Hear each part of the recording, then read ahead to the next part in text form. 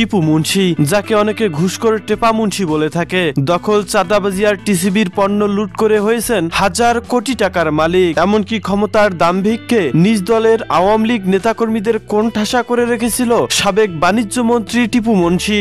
গোপালগঞ্জের বাসিন্দা টিপু মুন্সি একসময় পুরো পরিবার নিয়ে চলে যান রংপুরে। টিপু মুন্সি 25শে আগস্ট 1950 সালে গোপালগঞ্জে জন্মগ্রহণ করেন। তার বাবা 1964 সালে রংপুর জেলার পীরগাছা উপজেলার গুয়াবাড়ি গ্রামে সপরিবারে আবাস গড়েন। টিপু মুন্সির অপু মুন্সি নামে একজন পুত্র সন্তান ছিল, যিনি 2009 সালে আত্মহত্যা করেন। কানাডার ম্যানেজমেন্ট বিষয়ে স্নাতক করা অপু বাবার লাইসেন্স করা পিস্তল দিয়ে নিজেকে গুলি করে।